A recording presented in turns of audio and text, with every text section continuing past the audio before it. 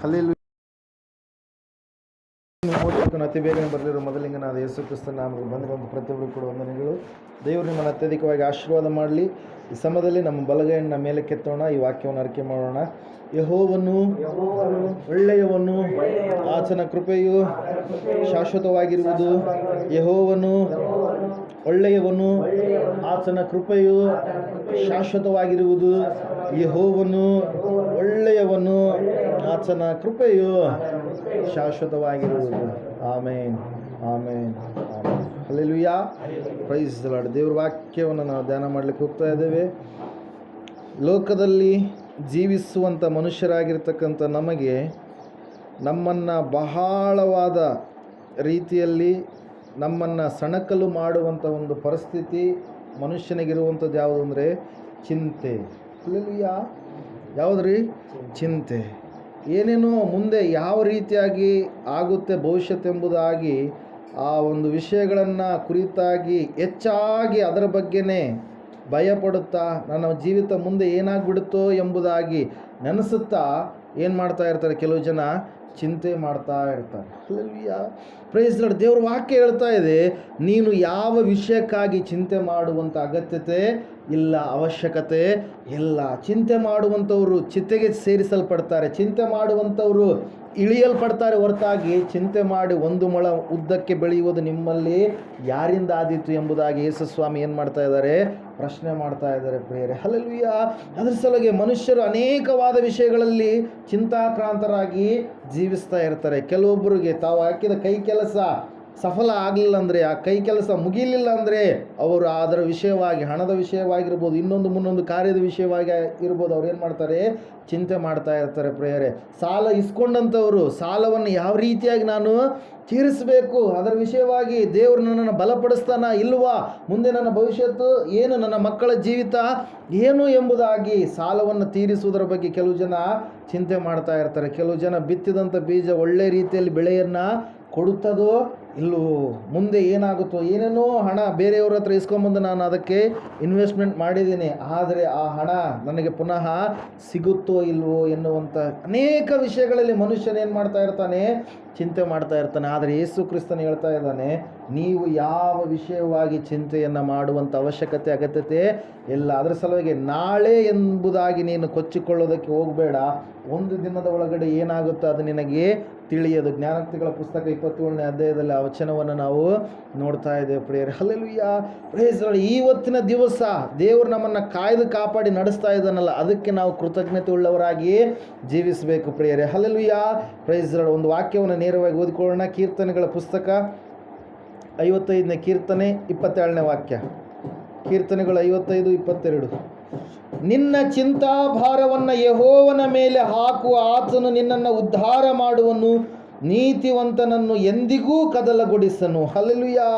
Price lord. ದಾವೀದನ ಜೀವಿತದಲ್ಲಿ ಅನೇಕವಾಗಿರ್ತಕ್ಕಂಥ ಚಿಂತೆಗಳು ಆತನನ್ನು ಕಾಡ್ತಾ ಇರುವಂಥ ಒಂದು ಪರಿಸ್ಥಿತಿ ಪ್ರಿಯರೇ. ಆತನ ದ್ರೋಹಿಗಳು ಆತನನ್ನು ನಾಶ ಮಾಡಬೇಕು, ಶತ್ರುಗಳು ಆತನನ್ನು ತುಳಿಯಬೇಕು. ದಾವೀದನು ಬೆಳೀತಾ ಇದ್ದಾನೆ, ಬೆಳೆಯಲಾರ್ದ ಹಾಗೆ ಅವನನ್ನು ನಾಶ ಮಾಡಬೇಕಂತೇಳಿ ಅನೇಕವಾದ ವಿಧದಲ್ಲಿ ಏನು ಮಾಡ್ತಾ ಇದ್ದಾರೆ, ದಾವೀದನನ್ನು ತುಳಿಬೇಕು. ದೇವರು ಅವನನ್ನು ರಾಜನನ್ನಾಗಿ ಅಭಿಷೇಕ ಮಾಡಿದ್ದಾನೆ. ಸ್ವಂತ ಅಳಿಯನನ್ನೇ ಕೊಲ್ಲಬೇಕಂತೇಳಿ ಮಾವ ಏನು ಮಾಡ್ತಾ ಇದ್ದಾನ್ರಿ, ಮಾಟ ಮಂತ್ರ ಬೇತಾಳಿಕರ ಬಳಿಯಲ್ಲಿ ಹೋಗುವಂಥ ಒಂದು ಸ್ಥಿತಿಯನ್ನು ನಾವು ನೋಡ್ತಾ ಇದ್ದೇವೆ. ಹಲ್ಲೆಲೂಯಾ. ಆದರೆ ದಾವೀದನು, ಸೃಷ್ಟಿಕರ್ತನಾದ ದೇವರನ್ನು ಆರಾಧನೆ ಮಾಡುವಂಥ ದಾವೀದನು ಯಾವ ವಿಷಯದಲ್ಲಿ ಕೂಡ ಏನು ಮಾಡ್ತಾ ಇಲ್ಲ, ಚಿಂತೆ ಮಾಡ್ತಾ ಇಲ್ಲ. ನಾನು ಆರಾಧಿಸುವಂಥ ದೇವರು ಸರ್ವಶಕ್ತನಾಗಿದ್ದಾನೆ. ಹಲ್ಲೆಲೂಯಾ.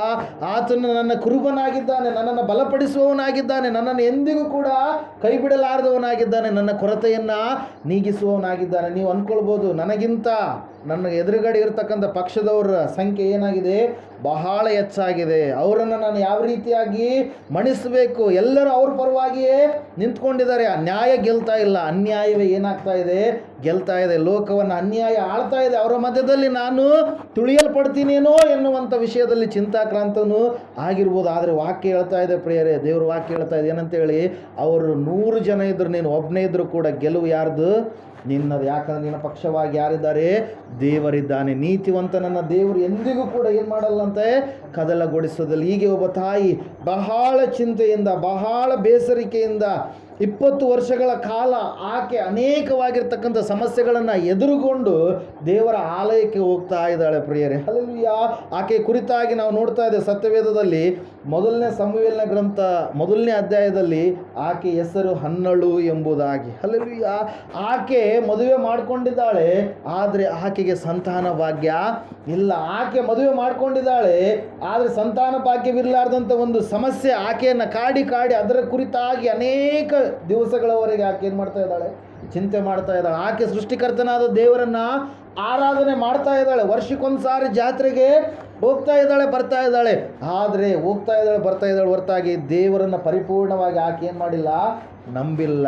ದೇವರ ಬಳಿಯಲ್ಲಿ ತನ್ನ ಚಿಂತೆ ಭಾರ ಎಲ್ಲವನ್ನ ಹಾಕಿಲ್ಲ. ನಾನೇ ಒತ್ಕೊಬೇಕಂತೇಳಿ ಚಿಂತೆ ಯಾರು ತಮ್ಮ ಮೇಲೆ ಒತ್ಕೊತಾರೋ ಆ ಚಿಂತೆ ಮಾಡಿ ಏನಾಗ್ತಾರೆ? ಅವರು ಸಣಕಲಾಗ್ತಾರೆ, ತೆಳ್ಳಗಾಗ್ತಾರೆ. ಅವ್ರ ಜೀವಿತದಲ್ಲಿ ಮಾನಸಿಕ ಒಂದು ಆಂದೋಲನವನ್ನು ಅವರು ಎದುರು ಮಾಡ್ಕೊಳ್ತಾರೆ ಪ್ರಿಯರೇ. ಹಲ್ಲೆಲೂಯಾ. ಹನ್ನಳು ಸುಮಾರು 20 ವರ್ಷಗಳವರೆಗೆ ಆ ರೀತಿಯಾಗಿ ಆಕೆ ಜೀವಿಸಿದ್ಲು. ಆದರೆ ಒಂದು ದಿವಸ ಬಂತು. ಆ ದಿವಸದಲ್ಲಿ ಆಕೆ ಎಲ್ಲಿಗೆ ಹೋಗ್ತಾ ಇದ್ದಾಳೆ? ನೇರವಾಗಿ ಆಲಯಕ್ಕೆ ಹೋಗಿ, ಹಲ್ಲೆಲೂಯಾ, ಆಲಯದಲ್ಲಿ, ದೇವರ ಆಲಯದಲ್ಲಿ ಮೊಣಕಾಲೂರಿ ಆಕೆ ಪ್ರಾರ್ಥನೆ ಮಾಡ್ತಾ ಇದ್ದಾಳೆ. ಸ್ವಾಮಿ, ಇಷ್ಟೆಲ್ಲ ಭಾರ ನನ್ನ ಮೇಲಿದೆ. ಸ್ವಂತ ನನ್ನ ತಂಗಿಯನ್ನೇ ನನ್ನ ಗಂಡನಿಗೆ ತೆಗೆದುಕೊಂಡು ಬಂದೆ. ಆಕೆಗೆ ಮಕ್ಕಳಾದನ್ನು ಆಕೆ ಸ್ವಂತ ಮಕ್ಕಳನ್ನೇ ಕೊಡಿಸ್ತಾ ಇಲ್ಲ. ಎಲ್ಲಿ ಹೋದಲ್ಲೆಲ್ಲ ಅವಮಾನ. ಅವೆಲ್ಲ ಚಿಂತೆಯನ್ನು ಎಲ್ಲಿ ಆಕೆ ಯಾರ ಮೇಲೆ ಆಗ್ತಾ ಇದ್ದಾಳೆ? ದೇವ್ರ ಮೇಲೆ ಆಗ್ತಾ ಇದ್ದಾಳೆ. ದೇವರೇ, ನೀನೇ ನನ್ನನ್ನು ಉದ್ಧಾರ ಮಾಡಬೇಕು, ನೀನು ನನಗೆ ಬಿಡುಗಡೆ ಕೊಡಬೇಕು, ನನ್ನ ಚಿಂತೆ ಎಲ್ಲವನ್ನ ನಿನ್ನ ಮುಂದೆ ನಾನು ಆಗ್ತಾ ಇದ್ದೀನಿ ಅಂತೇಳಿ ಕಣ್ಣೀರಿನಿಂದ ಮೊಣಕಾಲೂರಿ ಆಲಯದಲ್ಲಿ ದೇವರ ಸನ್ನಿಧಾನದಲ್ಲಿ ಆಕೆ ಬೇಡಿದಾಗ ಸತ್ಯವೇದ ಹೇಳ್ತಾ ಇದೆ ಪ್ರಿಯರೇ. ಅಲ್ಲಿ ದೈವ ಸೇವಕರು ಬಂದು ಹೇಳ್ತಾ ಇದ್ದಾರೆ, ಎಲಿಯವರು, ದೇವರು ನಿನ್ನ ದುಃಖವನ್ನು ಪರಿಹಾರ ಮಾಡುವನು ಎಂಬುದಾಗಿ. ಹಲ್ಲೆಲೂಯಾ. ದೇವರು ನಿನ್ನ ದುಃಖವನ್ನು ಏನು ಮಾಡ್ತಾನೆ? ಪರಿಹಾರ ಮಾಡ್ತಾನೆ. ಇಲ್ಲಿವರೆಗೆ ನಿನ್ನ ಜೀವಿತದಲ್ಲಿ ಇರ್ತಕ್ಕಂಥ ಭಾರ ಯಾವುದಿತ್ತೋ ಆ ಎಲ್ಲ ಭಾರವನ್ನು ದೇವರು ಏನು ಮಾಡ್ತಾನೆ? ತೆಗೆದು ಹಾಕ್ತಾನೆ. ದೇವರು ನಿನಗೆ ಸಂತಾನ ಭಾಗ್ಯವನ್ನು ಅನುಗ್ರಹ ಮಾಡ್ತಾನೆ ಅಂತೇಳಿ ಹೇಳಿದ ಒಂದು ಮಾತಿನ ಮೇರೆಗೆ ಅದ್ಭುತವಾಗಿ ಆಕೆ ಜೀವಿತದಲ್ಲಿ ದೇವರು ಏನು ಮಾಡಿದ್ರಿ? ಕಾರ್ಯ ಮಾಡಿದರು. ಹಲ್ಲೆಲೂಯಾ. ಆಕೆಗೆ 4 ಜನ ಗಂಡು ಮಕ್ಕಳು, 2 ಹೆಣ್ಮಕ್ಕಳು ಹುಟ್ಟಿದ್ರು ಎಂಬುದಾಗಿ ಸತ್ಯವೇದ ಹೇಳ್ತಾ ಇದೆ. ಹಲ್ಲೆಲೂಯಾ. ದೇವರಿಗೆ ಅಸಾಧ್ಯವಾಗಿರುವಂಥದ್ದು ಯಾವುದಿಲ್ಲ. ಆದರೆ ದೇವರ ಬಳಿಗೆ ನಾವು ಬರುವಾಗ ದೇವರನ್ನು ನಾವು ಪರಿಪೂರ್ಣವಾಗಿ ನಂಬಬೇಕು. ಆತನು ಹೇಳಿದ ಮಾರ್ಗದಲ್ಲಿ ನಾವು ನಡೆಯುವವರಾಗಬೇಕು. ಹಲ್ಲೆಲೂಯಾ. ದೇವರನ್ನ ಧನವನ್ನು ನಾವು ಸೇವಿಸುವುದಕ್ಕೆ ಆಗೋದಿಲ್ಲ. ಹಲ್ಲೆಲೂಯಾ. Praise Lord. ಸತ್ಯವೇದ ಹೇಳ್ತಾ ಇದೆ ಪ್ರಿಯರೇ, ನಿನ್ನ ಚಿಂತಾ ಭಾರ ಯಾವುದೇ ಆಗಿರಲಿ, ಯಾವ ವಿಷಯದ್ದೇ ಆಗಿರಲಿ, ಆ ವಿಷಯವನ್ನು ಯಾರಿಗೂ ಒಪ್ಪಿಸ್ಕೊಡ್ಬೇಕು ನೀನು? ಆ ಭಾರ ನಿಂದಲ್ಲ, ಆ ಭಾರ ಯಾರ್ದು? ದೇವರದು. ಹಲ್ಲೆಲೂಯಾ. ಆ ದೇವರು ನಿನಗೇನು ಮಾಡ್ತಾನೆ? ಬಿಡುಗಡೆ ಕೊಡ್ತಾನೆ. ಅದ್ರ ಸಲುವಾಗಿ ಯೇಸು ಸ್ವಾಮಿ ಅವರು ಹೇಳ್ತಾರೆ, 11ನೇ ಅಧ್ಯಾಯ ಮತ್ತಾಯನ ಬರೆದ ಸುವಾರ್ತೆ 28ನೇ ವಾಕ್ಯ ಇರುತ್ತೆ. ಏನಂತೇಳಿ? ಎಲೈ ಕಷ್ಟಪಡುವವರೇ, ಹೊರೆ ಹೊತ್ತವರೇ, ನೀವೆಲ್ಲರೂ ನನ್ನ ಬಳಿಗೆ ಬನ್ನಿರಿ, ನಾನು ನಿಮಗೆ ವಿಶ್ರಾಂತಿಯನ್ನು ಕೊಡುವೆನು. ನನ್ನಲ್ಲಿ ಬಂದು ನೀವು ಕಲಿತುಕೊಳ್ಳಿರಿ ಎಂಬುದಾಗಿ. ಹಲ್ಲೆಲೂಯಾ. ನಾವು ಎಲ್ಲ ಭಾರವನ್ನು ಹೊತ್ಕೊಂಡು ನಾವೇ ಮಾಡಬೇಕಪ್ಪ, ನಾವಿಲ್ಲಂದರೆ ಇಲ್ಲ ಅಂತೇಳಿ ನಾವು ಎಲ್ಲಿ ಅಂತ ಇದ್ದೀವಿ ಅಂದರೆ ನಮ್ಮ ಒಳಗಡೆ ಎಲ್ಲೋ ಒಂದು ರೀತಿಯಲ್ಲಿ ಅಹಂಕಾರ ಎನ್ನುವಂಥದ್ದು ಇದೆ, ದೀನತೆ ಸ್ವಭಾವ ಇಲ್ಲ. ಅಲ್ಲಿ ಇವತ್ತು ಆಸ್ತಿ ಇರ್ಬೋದು, ಹಣ ಇರ್ಬೋದು, ಹಣ ಇದ್ದಿದ್ದು ಹಂಗೆ ಇರೋದಿಲ್ಲ, ಹಣ ಏನಾಗುತ್ತೆ? ಹೋಗ್ಬೋದು. ಆದರೆ ದೀನತೆ ಸ್ವಭಾವ ದೇವರಲ್ಲಿ ನೀನು ಇರುವಾಗ ದೇವರು ನಿನ್ನನ್ನು ತಿಪ್ಪೆಯಿಂದ ಏನು ಮಾಡ್ತಾನಂತೆ? ಮೇಲಕ್ಕೆತ್ತಾನೆ. ಧೂಳಿನಿಂದ ಏನು ಮಾಡ್ತಾನೆ? ಮೇಲಕ್ಕೆತ್ತಾನೆ ಎಂಬುದಾಗಿ ವಾಕ್ಯ ಹೇಳುತ್ತೆ. ಅದರ ಸಲುವಾಗಿ ಯಾವ ವಿಷಯದಲ್ಲಿ ನಾವು ಚಿಂತಾಕ್ರಾಂತರು ಆಗಬಾರ್ದು. ನನ್ನ ಮಗನ ಭವಿಷ್ಯತ್ತು ಹಿಂಗಾಯ್ತು, ನನ್ನ ಹೆಂಡತಿ ಈ ರೀತಿಯಾಗಿ ನಡೆದುಕೊಳ್ತಾ ಇದ್ದಾರೆ, ನನ್ನ ಮನೆ ಅರ್ಧಕ್ಕೆ ನಿಂತೋಯ್ತು, ಯಾವುದ್ರ ವಿಷಯವಾಗಿ ನಾವು ಚಿಂತಾಕ್ರಾಂತರು ಆಗಬಾರ್ದು. ಈಗ ಸುಮಾರು 1 ತಿಂಗಳ ಹಿಂದ್ಗಡೆ ನಾವು ಕೆಳಗಿನ ಫ್ಲೋರ್ದು ಮಾತ್ರ ಛತ್ತು ಹಾಕಿದ್ವಿ. ನೀವು ಬಂದಿದ್ರಿ ಅಣ್ಣ? ಛತ್ತು ಹಾಕಿದಾಗ ಬಂದಿಲ್ಲ, ಛತ್ತು ಹಾಕಿದ ಮೇಲೆ ಬಂದಿದ್ರೆ? ಬಂದಿದ್ರು. ನಾವು ಅಂದ್ಕೊಂಡ್ವಿ ಮೇಲೆದು ಯಾವ ರೀತಿಯಾಗಿ ದೇವ್ರೆ ನೀನು ಕನಸಿನಲ್ಲಿ ತೋರಿಸಿದ್ದೀಯ 3 ಅಂತಸ್ತು ಎಂಬುದಾಗಿ. ಅದು ಸ್ವಾರ್ಥಕ್ಕೋಸ್ಕರವಾಗಿ ಕಟ್ಟುವಂಥ ಮನೆ ಅಲ್ಲ, ನಿಸ್ವಾರ್ಥಕ್ಕೋಸ್ಕರವಾಗಿ ಮುಂದೆ ಅಲ್ಲಿ ದೊಡ್ಡದಾಗಿರ್ತಕ್ಕಂಥ ದೇವರ ಕಾರ್ಯ ಆ ಒಂದು ಅರೆಟ್ನೂರು ಗ್ರಾಮದ ಮೂಲಕವಾಗಿ, ಬಾದರ್ಲಿ ಗ್ರಾಮದ ಮೂಲಕವಾಗಿ, ಅರೆಟ್ನೂರು ಮತ್ತು ಬಾದರ್ಲಿ ಗ್ರಾಮದ ಮಧ್ಯದಲ್ಲಿ ದೊಡ್ಡದಾಗಿರ್ತಕ್ಕಂಥ ಚರ್ಚನ್ನು, ಒಂದು ಸ್ಥಳವನ್ನು ದೇವರು ಒದಗಿಸಿಕೊಡ್ತಾನೆಂಬುದಾಗಿ ದರ್ಶನದಲ್ಲಿ ತೋರಿಸಿ ಈಗ ಸುಮಾರು ಒಂದು 5 ರಿಂದ 6 ವರ್ಷಗಳು ಕಳೆದೋದು. ಹಲ್ಲೆಲೂಯಾ. ಅಲ್ಲಿ ಸ್ಥಳ ಸಿದ್ಧ ಆಗಬೇಕಾದ್ರೆ ದೂರ ಪ್ರಾಂತದಿಂದ ಐನವ್ರನ್ನ, ಅಮ್ಮನವ್ರನ್ನ ಯಾರನ್ನ ಕರೆಸಿದರೆ ಅವ್ರು ಇಳ್ಕೊಳ್ಳೋದಕ್ಕೆ ಸ್ಥಳ ಬೇಕಲ್ವ? ಹಲ್ಲೆಲೂಯಾ. ಅದರ ಸಲುವಾಗಿ ದೇವರು ದರ್ಶನದಲ್ಲಿ 3 ಅಂತಸ್ತಿನ ಮನೆಯನ್ನು ತೋರಿಸಿದ್ದಾರೆ. ನಾವು ಅಂದ್ಕೊಂಡು ದೇವರೇ ಹಣ ಇಲ್ಲ, ಆದರೆ ನಾವು ಯಾರನ್ನು ನೋಡ್ತಾ ಇದ್ದೀವಿ? ನಿನ್ನನ್ನು ನೋಡ್ತಾ ಇದ್ದೀವಿ. ನೀನು ತೋರಿಸಿದ್ದೀಯಾ? ತೆಗೆದುಕೊಂಡಿರ್ತಕ್ಕಂಥ ಲೋನ್ ಬರೀ 4,77,000, 5 ಲಕ್ಷ ಅಂತ ಹೇಳಿದ್ರು, 4,77 ಕೊಟ್ಟಿದ್ದಾರೆ. ಅದು ಬೇಸ್ಮೆಂಟ್ಗೆ 2,85,000 ಹಣ ಖರ್ಚಾಗಿದೆ. Hallelujah, praise lord. ಆದರೆ ದೇವ್ರನ್ನ ಎದುರು ನೋಡಿದ್ವಿ, ದೇವ್ರು ಏನು ಮಾಡ್ತಾ ಇದ್ದಾನೆ? ಒಂದೊಂದಾಗಿ ತನ್ನ ಅವಶ್ಯಕತೆಗಳನ್ನು ಪೂರೈಸ್ತಾ ಬರ್ತಾ ಇದ್ದಾನೆ. ಹಲ್ಲೆಲೂಯಾ. ನಾವು ನಮ್ಮ ಮೇಲೆ ಹಾಕ್ಕೊಳ್ಳಿಲ್ಲ, ಮನೆ ಇಷ್ಟಕ್ಕೆ ನಿಂತು ಬಿಡ್ತಲ್ಲ, ಮುಂದೆ ಏನು ಅಂತೇಳಿ ನಾವು ಅಂದುಕೊಳ್ಳಲೇ ಇಲ್ಲ. ದೇವರೇ ನೀನು ನೀನು ತೋರಿಸಿದೀಯ ದರ್ಶನ, ಆ ದರ್ಶನವನ್ನು ನೀನು ಏನು ಮಾಡ್ತೀಯಾ? ನೆರವೇರಿಸ್ತೀಯ ಅಂತೇಳಿ. ಹಲ್ಲೆಲೂಯಾ. ಕೆಳಗಿಂದ ಕಟ್ಟೋದಕ್ಕೆ ಬಹಳ ದಿವಸಗಳು ಹಿಡಿತು, ಮೇಲೆದು ರೂಫ್ ಲೆವೆಲ್ಗೆ ಎಷ್ಟು 20 ದಿವಸದಲ್ಲಿ ಕಟ್ಟಿದ್ದಾರೆ. ಎಷ್ಟು ದಿವಸ ರೀ? 20 ದಿವಸದಲ್ಲಿ. ಕಾಲಮ್ ರೈಸ್ ಮಾಡಿರೋದು, ಲಿಂಟಲ್ ಹಾಕಿರೋದು, ಮತ್ತು ರೂಫ್ ಲೆವೆಲ್ಗೆ ಬರೋಕ್ಕೆ 20 ದಿವಸ. ಆತ್ಮಿಕ ಮಕ್ಕಳು ಯಾರ್ಯಾರು ಕೆಲಸ ಮಾಡ್ತಾ ಇದ್ದಾರೋ, ಬಾಪುರದಿಂದ, ಆಂಧ್ರದಿಂದ ಕೆಲವು ಜನ ಬಂದಿದ್ದಾರೆ, ಅಚ್ಚೋಳಿಯಿಂದ ಕೆಲವು ಜನ, ನಾವೇ ಸೆಂಟ್ರಿಂಗ್ ಹೊಡಿತೀವಿ ಅಂತೇಳಿ ಅವರೇ ಬಂದು ದೇವರು ಅವರ ಮನಸ್ಸನ್ನು ಪ್ರೇರೇಪಣೆ ಮಾಡಿ ಆ ಸ್ಥಳಕ್ಕೆ ಬರುವಂತೆ ಕಾರ್ಯ ಮಾಡಿದ್ದಾರೆ. ಪ್ರೇಯರ್. ಹಲ್ಲೆಲೂಯಾ. ಅದರ ಸಲುವಾಗಿ ನಾವು ಯಾವ ಕಾರ್ಯ ಆಗೋದಿಲ್ಲ ಅಂತೇಳಿ ಅಂದ್ಕೊಳ್ಬಾರ್ದು. ಹಲ್ಲೆಲೂಯಾ. ಎಲ್ಲ ಕಾರ್ಯಗಳು ದೇವರಿಗೆ ಸಾಧ್ಯ. ನಾನು ದೇವರನ್ನ ಎದುರು ನೋಡುವಂಥವನು ಯಾರು ಕೂಡ ಆಶಾಭಂಗ ಪಡುವುದಿಲ್ಲ. ಯೆಹೋವನನ್ನು ನಿರೀಕ್ಷಿಸುವವರು ಹೊಸ ಬಲವನ್ನು ಹೊಂದಿಕೊಳ್ತಾರೆ ಅಂತೇಳಿ ಹೇಳುತ್ತೆ ವಾಕ್ಯ, ಯೆಶಾಯನ ಪ್ರವಾದನೆಯ ಗ್ರಂಥದಲ್ಲಿ. ಪ್ರೇಯರ್. ಹಲ್ಲೆಲೂಯಾ. ನಾವು ದೇವರಿಗೆ ಪ್ರಥಮ ಸ್ಥಾನವನ್ನು ಕೊಡಬೇಕು. ಈ ಲೋಕದಲ್ಲಿ ನಾವು ಜೀವಿಸುವಾಗ ಇಹಾಲೋಕದ ಆಳ್ವಿಕೆ ಯಾವ ರೀತಿಯಾಗಿದೆಯೋ, ನಡವಳಿಕೆ ಯಾವ ರೀತಿಯಾಗಿದೆಯೋ, ಈ ಲೋಕದ ನಡವಳಿಕೆಯನ್ನು, ಈ ಲೋಕದ ಆಚಾರ ಸಂಪ್ರದಾಯ ಪದ್ಧತಿಗಳನ್ನು ನಾವು ಫಾಲೋ ಮಾಡಬಾರ್ದು. ಯಾಕಂದರೆ ನಾವು ಸೃಷ್ಟಿಕರ್ತನಾದ ದೇವರ ಮಕ್ಕಳು. ಹಲ್ಲೆಲೂಯಾ. ದೇವರು ಹೇಳ್ತಾನೆ, ಅನ್ಯ ಜನರ ಪದ್ಧತಿಗಳು ನಿಮ್ಮಲ್ಲಿ ಯಾರಲ್ಲಿಯೂ ಕೂಡ ಇರಬಾರ್ದು. ಮಾಟ ಮಂತ್ರದ ಬಳಿಗೆ ಹೋಗುವಂಥದ್ದಾಗಲಿ, ವಿಗ್ರಹಾರಾಧನೆಗಳ ಬಳಿಗೆ ಹೋಗುವಂಥದ್ದಾಗಲಿ, ಇವ್ರ ಹತ್ರ ಕಣಿ ಕೇಳುವಂಥದ್ದಾಗಲಿ, ಮುಂದೆ ಹೇಳಿಕೆ ಹೇಳುವಂಥವ್ರ ಬಳಿಗೆ ಹೋಗುವಂಥದ್ದಾಗಲಿ, ಅವುಗಳ ಬಳಿಗೆ ನೀವು ಹೋಗಲೇಬಾರದು. ನೀವು ಪರಿಶುದ್ಧರಾಗಿರುವಂಥವ್ರು. ಹಲ್ಲೆಲೂಯಾ. ಪರಿಶುದ್ಧನಾಗಿರುವಂಥ ದೇವರು ನನ್ನ ಮಕ್ಕಳಾದ ನೀವು ಕೂಡ ಹೆಂಗಿರಬೇಕು? ಪರಿಶುದ್ಧರಾಗಿರ್ಬೇಕು ಅಂತೇಳಿ ದೇವ್ರ ವಾಕ್ಯ ಹೇಳ್ತಾ ಇದೆ. ಅದ್ರ ಸಲುವಾಗಿ ಒಂದು ಸಾರಿ ವಾಕ್ಯದಲ್ಲಿ ಪೌಲನ ನೆನಪು ಮಾಡ್ತಾನೆ, ದೇವರು ನಮ್ಮನ್ನು ಬಂಡುತನಕ್ಕೆ ಕರೆದಿಲ್ಲ. ಹಲ್ಲೆಲೂಯಾ. ಪರಿಶುದ್ಧರಾಗುವುದಕ್ಕಾಗಿಯೇ ನಮ್ಮನ್ನು ಕರೆದಿದ್ದಾನೆ. ನಮ್ಮ ಜೀವಿತದಲ್ಲಿ ಹಿಂದಿನ ಜೀವಿತ ಹೆಂಗಿದೆ? ನಮ್ಮದು ಹಳೆಯ ಜೀವಿತದಲ್ಲಿ ಸುಳ್ಳು ಹೇಳಿದ್ದೀವಿ. ಹಲ್ಲೆಲೂಯಾ. ಕಳ್ಳತನ ಮಾಡೀವಿ. ಕೆಲವೊಂದು ಟೈಮ್ನಾಗ ಚಿಕ್ಕವ್ರು ಇರಬೇಕಾದ್ರೆ ನಮ್ಮ ತಾತನ ಜೋಬಲ್ಲಿ ದುಡ್ಡು ಎಗರಿಸ್ತಿದ್ದೆಲ್ಲ. ಹಲ್ಲೆಲೂಯಾ. ನೀವು ಕೂಡ ಕೆಲವೊಬ್ಬರು ಏನೇನೋ ಮಾಡಿರ್ತೀರಿ, ಸುಳ್ಳು ಹೇಳಿರ್ತೀರಿ, ಅದು ಇದು ಏನೇನೋ. ಆದರೆ ಯೇಸುವಿನಲ್ಲಿ ಬಂದಾಗ ನಮ್ಮ ಜೀವಿತ ಇತರರಿಗೆ ಮಾದರಿಕರವಾಗಿರಬೇಕು, ಇತರರಿಗೆ ಬೆಳಕಾಗಿ ಇರಬೇಕು. ಇಲ್ಲಿ ನಾವು ನೋಡ್ತಾ ಇದ್ದೇವೆ ಪ್ರಿಯರೇ, ಈ ತಾಯಿಗೆ ಇರ್ತಕ್ಕಂಥ ಚಿಂತೆಯನ್ನು ಎಲ್ಲವನ್ನ ದೇವ್ರ ಮೇಲೆ ಹಾಕಿದಾಗ ದೇವರು ಆಕೆಗೆ ಏನು ಮಾಡಿದ್ರಂತೆ? ಬಿಡುಗಡೆಯನ್ನು ಕೊಟ್ಟರು. ಆಕೆಯ ತಂಗಿಯಾದ ಪೆನಿನ್ನಳಿಗೆ 5 ಜನ ಮಕ್ಕಳಾದರೆ ಈಕೆಗೆ ದೇವರು ಎಕ್ಸ್ಟ್ರಾ ಒಬ್ಬರನ್ನು ಅನುಗ್ರಹ ಮಾಡಿದರು. 6 ಜನ ಮಕ್ಕಳು. ಯಾರಿಗೆ? ಹನ್ನಳ ಮಗನಾಗಿರುವಂಥ ಸಮುವೇಲನು. ಆ ಸಮುವೇಲ ಪ್ರವಾದಿ ಹೇಳಿದಂಥ ಮಾತು ಯಾವುದು ಕೂಡ ಏನಾಗಲಿಲ್ಲ? ನಿಷ್ಫಲ ಆಗಲಿಲ್ಲ. ಎಲ್ಲ ಮಾತುಗಳು ಏನಾದವು? ಫಲಭರಿತವಾದವು. ಹಿಂಗಾಗುತ್ತಂದ್ರೆ ಹಂಗೆ ಆಗೇ ತೀರ್ತು. ಅಷ್ಟು ಅದ್ಭುತವಾಗಿರ್ತಕ್ಕಂಥ ಕುಮಾರನನ್ನ ಮಗನನ್ನು ದೇವ್ರು ಏನು ಮಾಡಿದ್ರಿ? ಹನ್ನಳಿಗೆ ಅನುಗ್ರಹ ಮಾಡಿದ್ರು. ಅದ್ರ ಸಲುವಾಗಿ ದೇವ್ರ ವಾಕ್ಯ ಹೇಳ್ತಾ ಇದೆ, ನಿನ್ನ ಚಿಂತಾಭಾರ ಯಾವುದೇ ಆಗಿರಲಿ, ಅದು ಹಣದ ಅವಶ್ಯಕತೆ ಆಗಿರಲಿ, ಇನ್ನೊಂದಾಗಿರಲಿ, ಮುನ್ನೊಂದಾಗಿರಲಿ, ಅದನ್ನು ದೇವರಿಗೆ ಒಪ್ಪಿಸಿ ಬಿಡುವಂಥದ್ದು ಬಹಳ ಒಳ್ಳೆಯದು ಪ್ರಿಯರೇ. ಅದ್ರ ಸಲುವಾಗಿ ಸತ್ಯವೇದ ಹೇಳ್ತಾ ಇದೆ, ಮತ್ತಾಯ ಬರೆದ ಸುವಾರ್ತೆಯಲ್ಲಿ ಯೇಸು ಸ್ವಾಮಿಯವರು ಒಂದು ವಿಷಯವನ್ನು ಹೇಳ್ತಾ ಇದ್ದಾರೆ, ಚಿಂತೆ ಮಾಡಿ ಮಾಡಿ ನೀವು 1 ಮೊಳ ಉದ್ದ ಬೆಳೆಯುವಂಥದ್ದು ಆಗುತ್ತದೆಯೇ. ಓದ್ರಿ ಒಂದು ಸಾರಿ 6ನೇ ಅಧ್ಯಾಯ 25ನೇ ವಾಕ್ಯ. ಈ ಕಾರಣದಿಂದ ನಮ್ಮ ಪ್ರಾಣ ಆಧಾರಣೆಗೆ ಏನು ಊಟ ಮಾಡಬೇಕು, ಏನು ಕುಡಿಯಬೇಕು, ನಮ್ಮ ದೇಹ ರಕ್ಷಣೆಗೆ ಏನು ಒದ್ದುಕೊಳ್ಳಬೇಕು ಎಂದು ಚಿಂತೆ ಮಾಡಬೇಡಿರಿ ಎಂಬುದಾಗಿ ನಿಮಗೆ ಹೇಳುತ್ತೇನೆ. ಊಟಕ್ಕಿಂತ ಪ್ರಾಣವು, ಉಡುಪಿಗಿಂತ ದೇಹವು ಮೇಲಾದದ್ದಲ್ಲವೇ? ಆಕಾಶದಲ್ಲಿ ಹಾರಾಡುವ ಹಕ್ಕಿಗಳನ್ನು ನೋಡಿರಿ, ಅವು ಬಿತ್ತುವುದಿಲ್ಲ, ಕೊಯ್ಯುವುದಿಲ್ಲ, ಕಣಜಗಳಲ್ಲಿ ತುಂಬಿಟ್ಟುಕೊಳ್ಳುವುದಿಲ್ಲ, ಆದಾಗ್ಯೂ ಪರಲೋಕದಲ್ಲಿರುವ ನಿಮ್ಮ ತಂದೆಯು ಅವುಗಳನ್ನು ಸಾಕಿ ಸಲಹುತ್ತಾನೆ. ಅವುಗಳಿಗಿಂತ ನೀವು ಹೆಚ್ಚಿನವರಲ್ಲವೋ? ಚಿಂತೆ ಮಾಡಿ ಮಾಡಿ 1 ಮೊಳ ಉದ್ದ ಬೆಳೆಯುವುದು ನಿಮ್ಮಲ್ಲಿ ಯಾರಿಂದಾದೀತು? ಹಲ್ಲೆಲೂಯಾ. ಯಾವ ವಿಷಯಕ್ಕಾಗಿ ನಾವು ಚಿಂತೆ ಮಾಡಬಾರ್ದು? ಚಿಂತೆ ಮಾಡೋದನ್ನು ಬಿಟ್ಟು ನೀನು ಪ್ರಾರ್ಥನೆ ಮಾಡಿದರೆ ನಿನ್ನ ಜೀವಿತ ಹೆಂಗಿರುತ್ತೆ? ಎಲ್ಲರ ಮುಂದೆ, ಯಾರು ದೇವ್ರ ಮುಂದೆ ಮೊಣಕಾಲು ಉರ್ತಾನೋ ಅವನು ಇನ್ನೊಬ್ಬರ ಮುಂದೆ ಹೋಗಿ ಮೊಣಕಾಲು ಊರೋದು ಬೇಕಾಗಿಲ್ಲ, ಇನ್ನೊಬ್ಬರ ಮುಂದೆ ಹೋಗಿ ಬೇಡೋದು ಬೇಕಾಗಿಲ್ಲ. ಹಲ್ಲೆಲೂಯಾ.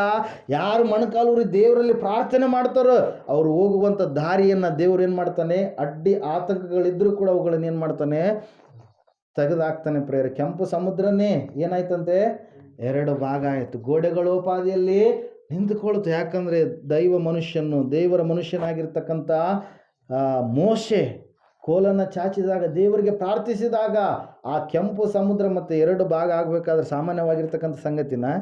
ಹಲ್ಲೆಲೂಯಾ. ಹಿಂದುಗಡೆ ಫರೋಹನ ಸೈನ್ಯ ಬರ್ತಾ ಇದೆ. ಅವರೆಲ್ಲ ಬಂದಿರೋರೆಲ್ಲ ಹೇಳ್ತಾ ಇದ್ದಾರೆ, ನಾವು ಅಲ್ಲೇ ಇರ್ತಾ ಇದ್ವಿ, ಇಲ್ಲಿ ಕರ್ಕೊಂಬಂದು ನಮ್ಮ ಪ್ರಾಣ ಈಗ ಹೋಗುತ್ತೆ ಅಂತೇಳಿ. ಅಲ್ಲಿ ಬಂದಿರುವಂಥವ್ರೆಲ್ಲರೂ ಚಿಂತೆ ಮಾಡ್ತಾ ಇದ್ದಾರೆ, ನಮ್ಮ ಪ್ರಾಣ ಹೋಗುತ್ತೆ, ಫರೋಹ ನಮ್ಮನ್ನು ಸಾಯಿಸಿಬಿಡ್ತಾನೆ, ಮುಂದಕ್ಕೆ ಹೋದರೆ ಸಮುದ್ರ ಇದೆ, ಸಮುದ್ರದಲ್ಲಿ ನಾವು ಈಜ್ಕೊಂಡು ಹೋಗೋದಕ್ಕೆ ಆಗೋದಿಲ್ಲ.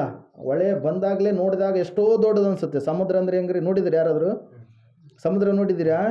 ಉಡುಪಿ ಸೈಡ್ ಆ ಕಡೆ ಹೋಗಿಲ್ಲ, ಗೋವಾ ಆಗಿರಲಿ ಮಂಗಳೂರು ಆಗಿರಲಿ, ನೋಡಿರಾ?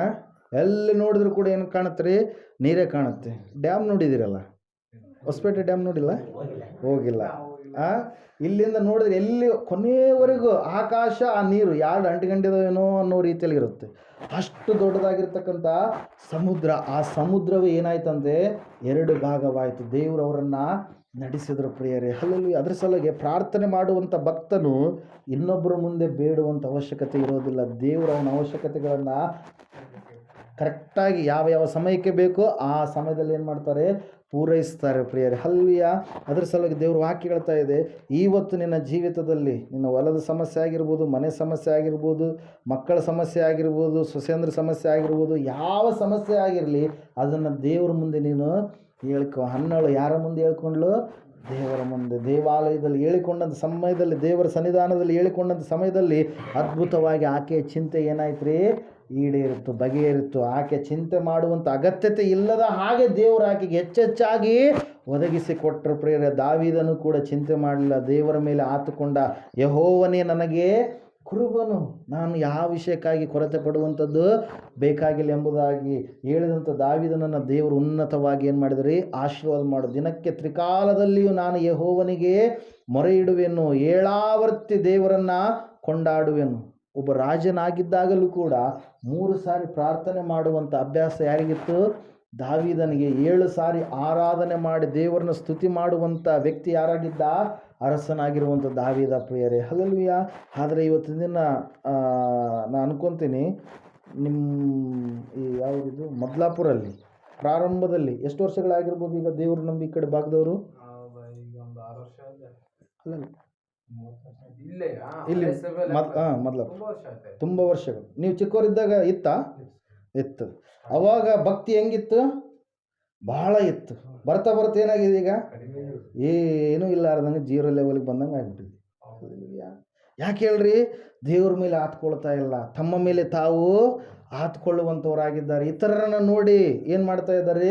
ತಪ್ಪಾದ ಮಾರ್ಗದ ಕಡೆಗೆ ಹೋಗ್ತಾ ಇದ್ದಾರೆ. ದೇವ್ರ ವಾಕ್ಯ ಹೇಳ್ತಾ ಇದೆ ಪ್ರಿಯರೇ, ಮೊದಲು ನಿನಗಿದ್ದಂಥ ಭಕ್ತಿಯನ್ನು ನೀನು ಬಿಟ್ಟಿದ್ದಿ, ಪ್ರೀತಿಯನ್ನು ನೀನು ಬಿಟ್ಟಿದ್ದಿ. ಪುನಃ ಆ ಪ್ರೀತಿಯನ್ನು ನೀನು ಹೊಂದಿಕೊಳ್ಬೇಕು. ಜನರು ಫಸ್ಟಿಗೆ ನಂಬಿದಾಗ ಭಾಳ ದೇವರ ಮೇಲೆ ಆತುಕೊಂಡು ದೇವರಲ್ಲೇ ಇರ್ತಾರೆ.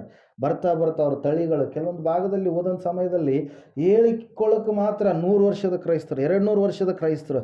ಆದರೆ ಅವರ ಜೀವಿತದಲ್ಲಿ ಏನಿಲ್ಲ, ಯೇಸು ಎಲ್ಲವೇ ಇಲ್ಲ. ಯೇಸು ಸ್ವಾಮಿಗೆ ಭಯಪಡೋದಕ್ಕಿಂತ ಅನ್ಯವಾಗಿರ್ತಕ್ಕಂಥ ದೇವತೆಗಳಿಗೆ ಅವ್ರು ಏನು ಮಾಡ್ತಾರೆ? ಭಯಪಡ್ತಾರೆ. ಅಮ್ಮ ದೊಡ್ಡಕ್ಕೆ, ಅದು ದೊಡ್ಡದು, ಇದು ದೊಡ್ಡದು, ಆ ದಿವಸ ಈ ದಿವಸ, ಅಮಾವಾಸ್ಯೆ, ಹುಣ್ಣಿಮೆ ಎಲ್ಲವುಗಳನ್ನು ಅವರು ಮಾಡುವಂಥವರಾಗಿರ್ತಾರೆ ಪ್ರೇರೆ. ಕಾರಣ ಏನಂದರೆ ಅವರು ದೇವರ ಮೇಲೆ ಆತುಕೊಂಡಿಲ್ಲ, ದೇವರು ಯಾರೆಂಬುದಾಗಿ ಸರಿಯಾದ ರೀತಿಯಲ್ಲಿ ಅವರು ತಿಳಿದುಕೊಂಡಿದ್ದಿಲ್ಲ. ಹಲ್ಲೆಲೂಯಾ. ಹೆಸರು ಅಬ್ರಾಮ್ ಅಂತ ಇಟ್ಕೊಂಡಿರ್ತಾರೆ, ಬಾರ್ ಮುಂದೆ ಹೋಗಿ ನಿಂತ್ಕೊಂಡಿರ್ತಾರೆ. ಹಲ್ಲೆಲೂಯಾ.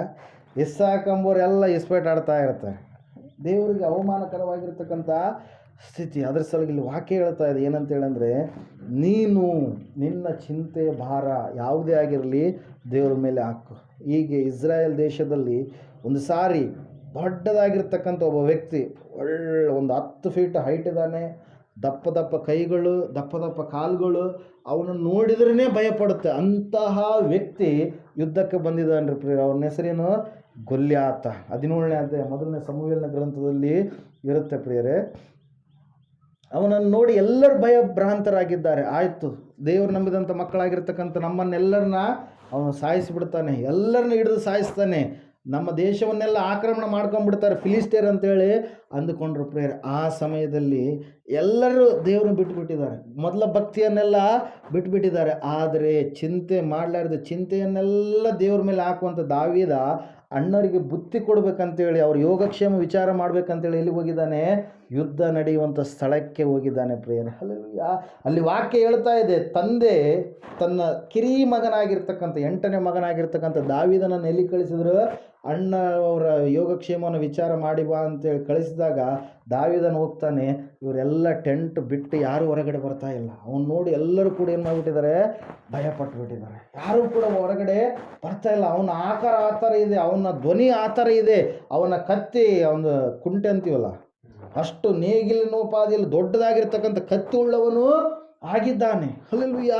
ಅವನ ಬರ್ಚಿ ದೊಡ್ಡದಾಗಿರ್ತಕ್ಕಂಥ ಬರ್ಚಿ, ಹಿಂಗೆ ಕತ್ತಿ ಡಾಲ್ ಇರುತ್ತಲ್ಲ, ದೊಡ್ಡದಾಗಿರುವಂಥ ಡಾಲ್ ಇದೆ ಅವನ ಹತ್ರ.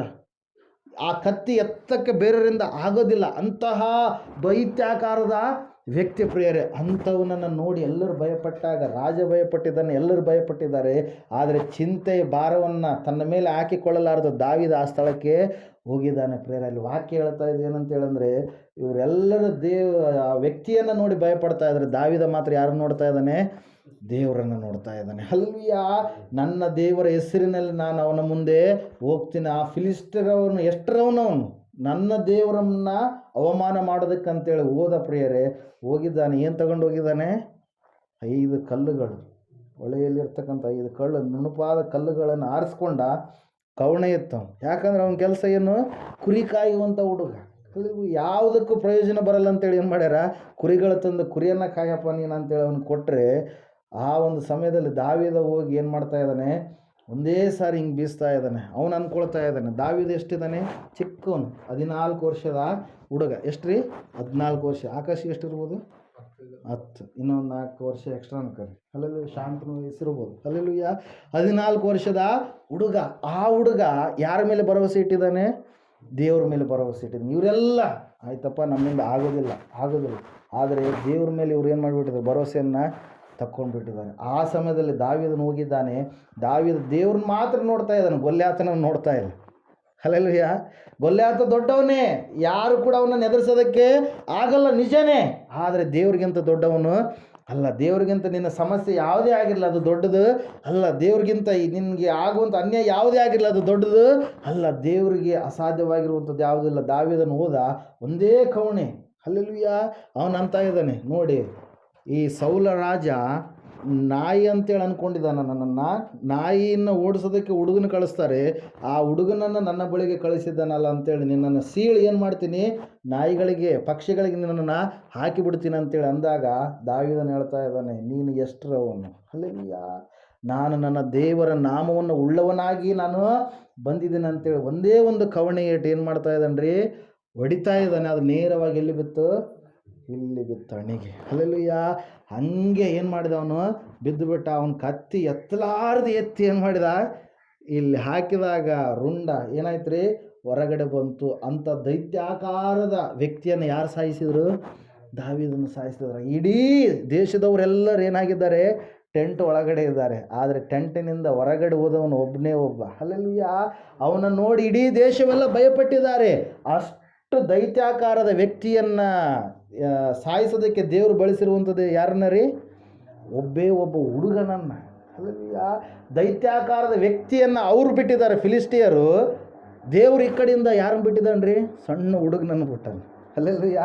ಹೇಳೋದು ಅರ್ಥ ಆಗ್ತಾ ಇದೆನಾ? ಅದೇ ಸಣ್ಣ ಹುಡುಗ ದೇವ್ರ ಮೇಲೆ ಆತುಕೊಂಡ ಕಾರಣಕ್ಕಾಗಿ ತನ್ನ ಚಿಂತೆ, ತನಗಿರುವಂಥ ಪ್ರಾಣದ ಮೇಲೆ ಇರ್ತಕ್ಕಂಥ ಆಸೆ ಎಲ್ಲ ದೇವ್ರ ಮೇಲೆ ಒಪ್ಪಿಸಿಕೊಟ್ಟ ಕಾರಣಕ್ಕಾಗಿ ದೇವರು ಅವನನ್ನು ಏನು ಮಾಡಲಿಲ್ಲ? ಕೈ ಬಿಡಲಿಲ್ಲ. ಅವನ ಜೀವಿತದಲ್ಲೆಲ್ಲ ದೇವರ ಆಶೀರ್ವಾದವನ್ನು ಹೊಂದಿಕೊಂಡ ಪ್ರಿಯರ. ಆವಾಗಿನಿಂದ ದೇವರು ಅವನನ್ನು ಏನು ಮಾಡಿದರು? ಆಶೀರ್ವದಿಸಿದರು. ಅದರ ಸಲುವಾಗಿ ಯಾವುದೇ ಆಗಿರಲಿ ವಿಷಯ, ಅದು ನಿನ್ನಲ್ಲಿ ಇಟ್ಕೊಳ್ಬೇಡ. ಪ್ರಾರ್ಥನೆ ಮಾಡುವಂಥ ಸಮಯದಲ್ಲಿ ಅದನ್ನು ದೇವರ ಮುಂದೆ ಹೇಳ್ಕೊ. ದೈವ ಸೇವಕರ ಮುಂದೆ ನಿನ್ನ ಸಮಸ್ಯೆ ಏನಿರುತ್ತೋ ಅದನ್ನು ಹೇಳಿಕೊಂಡ ಸಂದರ್ಭದಲ್ಲಿ ದೇವ್ರು ಏನು ಮಾಡ್ತಾನೆ? ಅದನ್ನು ಓಳು ಮಾಡ್ತಾನೆ. ನಿನಗೆ ಯಾರು ವಿರೋಧ ಎಂಬುದಾಗಿ ಬರ್ತಾರಲ್ಲ, ಅವರು ನಿನಗೆ ವಿರೋಧ ಮಾಡ್ಬೇಕಂತೇಳಿ ಬಂದಂಥ ಅವರಿಗೆ ದೇವ್ರು ಮನಸ್ಸು ಕೊಡ್ತಾನೆ. ಎಂಥ ಮನಸ್ಸು? ಯಾಕಪ್ಪ ಅನ್ಯಾಯಕ್ಕೆ ಹೋಗುವಂಥದ್ದು. ಒಂದು ವೇಳೆ ಅಂಥ ಮನಸ್ಸಾದರೂ ಕೊಡ್ಬೋದು. ಇನ್ನೊಂದು, ಏನಾದರೂ ನಿನಗೆ ಅಪಾಯ ಮಾಡೋಕ್ಕೆ ಬಂದರೆ ಆ ಅಪಾಯ ಅವ್ರಿಗೆ ರಿವರ್ಸ್ ಆಗಿರುತ್ತೆ. ಅಲ್ಲೆಲ್ಲೂಯ್ಯ. ಯಾರಿಗೆ ರಿವರ್ಸ್ ಆಗಿರುತ್ತಾ? ಅಪಾಯ ಮಾಡ್ಬೇಕಂತೇಳಿ ಯಾರು ನಿನಗೆ ಅಂದ್ಕೊಂಡಿರ್ತಾರೆ, ನಿನಗೆ ಯಾರು ಮಾಟ ಮಂತ್ರ ಮಾಡ್ಬೇಕಂತೇಳಿ ಅಂದ್ಕೊಂಡಿರ್ತಾರೆ, ಅವರಿಗೆ ರಿಟರ್ನ್ ಆಗಿರುತ್ತೆ ಹೊರತಾಗಿ ನಿನಗೆ ಯಾವುದು ಕೂಡ ಏನಾಗಲ್ಲ, ಮುಟ್ಟೋದಿಲ್ಲ, ತಟ್ಟೋದಿಲ್ಲ ಎಂಬುದಾಗಿ ಸತ್ಯವೇದ 91ನೇ ಕೀರ್ತನೆಯಲ್ಲಿ ನಾವು ನೋಡ್ತಾ ಇದ್ದೀವಿ. ಯಾಕಂದರೆ ನಿನ್ನ ದೇವರ ಆಶ್ರಯವನ್ನು ಬಯಸಿದಂಥ ಮಗನಾಗಿದ್ದೀಯ, ಮಗಳಾಗಿದ್ದೀಯ. ಹಲ್ಲೆಲೂಯಾ. ಅದರ ಸಲುವಾಗಿ ಪ್ರಿಯರೇ, ದೇವರ ವಾಕ್ಯ ಹೇಳ್ತಾ ಇದೆ, ನಿನ್ನ ಚಿಂತಾ ಭಾರ ಯಾವುದೇ ಆಗಿರಲಿ ಅದೆಲ್ಲವನ್ನು ನೀನು ಯಾರ ಮೇಲೆ ಹಾಕಬೇಕು? ಸೃಷ್ಟಿಕರ್ತನಾದ ದೇವರ ಮೇಲೆ ಹಾಕಬೇಕು. ಆತನನ್ನು ಆಶ್ರಯಿಸಿ ನೀನು ಜೀವಿಸಬೇಕು. ಹಲ್ಲೆಲೂಯಾ. ಎಲ್ಲರೂ ಕೂಡ ಒಂದಿಲ್ಲ ಒಂದಿನ ಈ ಜಾತ್ರೆ ಮುಗಿಸ್ಕೊಂಡು ನಾವು ಹೋಗ್ಬಿಡ್ತೀವಿ. ಯಾರು ಇಲ್ಲ ಶಾಶ್ವತವಾಗಿರ್ತಾರ?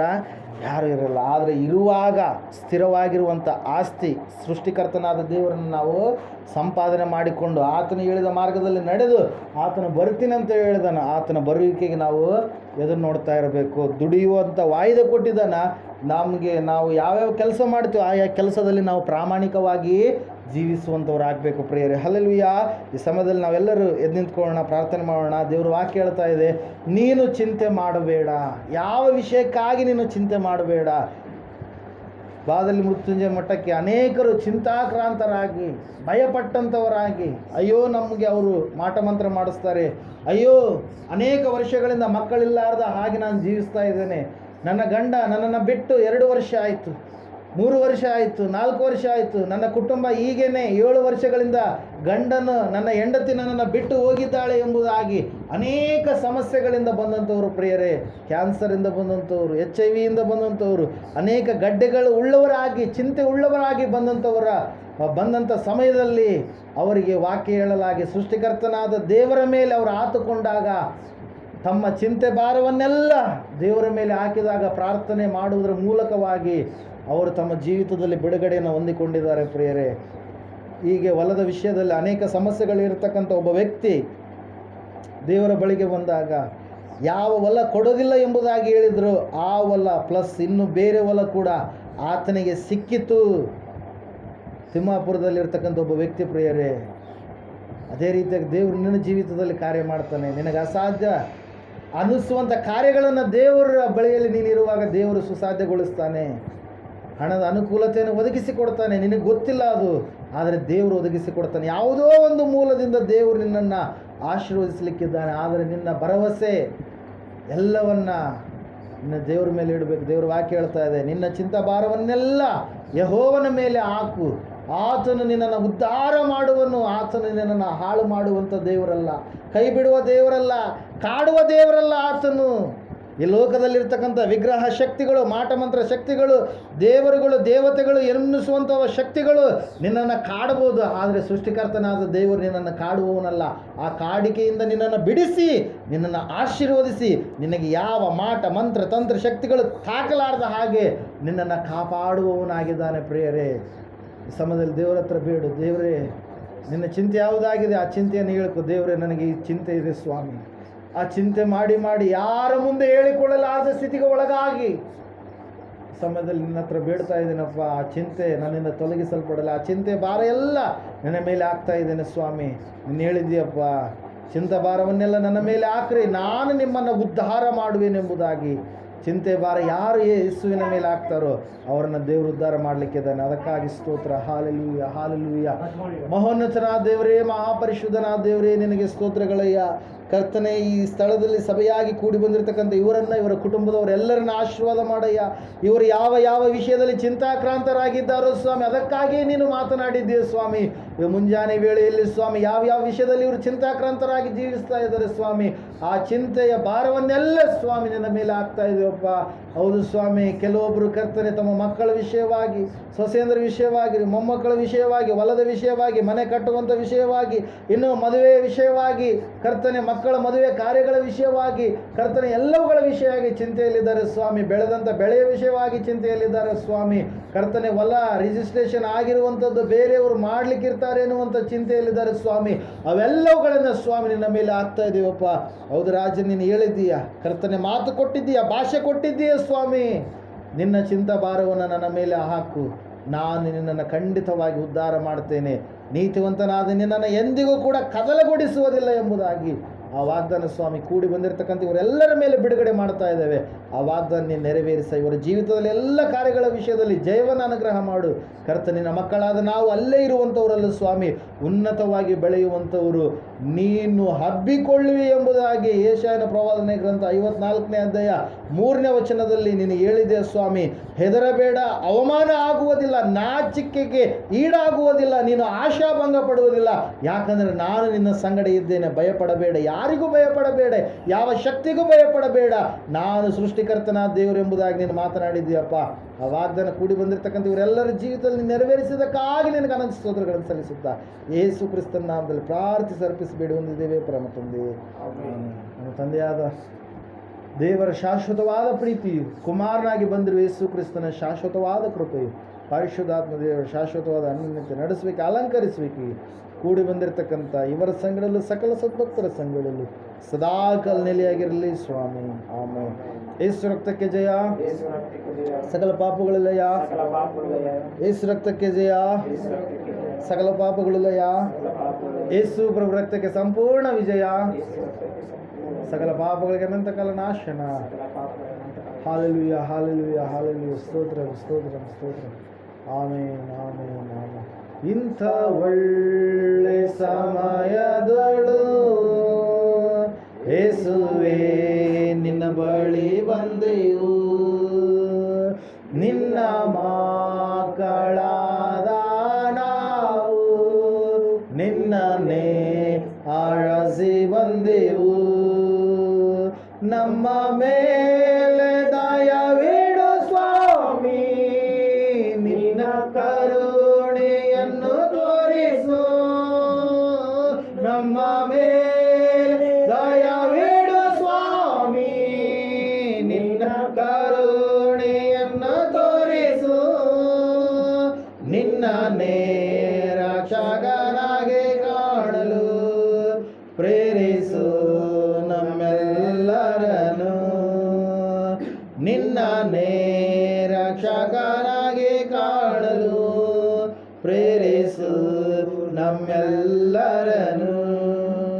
ಆಮೇನ್, ಆಮೇನ್, ಆಮೇನ್. बोलो ಯೇಸು ಕ್ರಿಸ್ತು ಮಹಾರಾಜಕು ದೇವರಿಗೆ ಮಹಿಮೆ ಉಂಟಾಗಲಿ, ದೇವರಿಗೆ ಸ್ತೋತ್ರ ಉಂಟಾಗಲಿ. Amen. Hallelujah, hallelujah, hallelujah, hallelujah, hallelujah, hallelujah. Amen, amen, hallelujah. Praise the Lord, praise the Lord.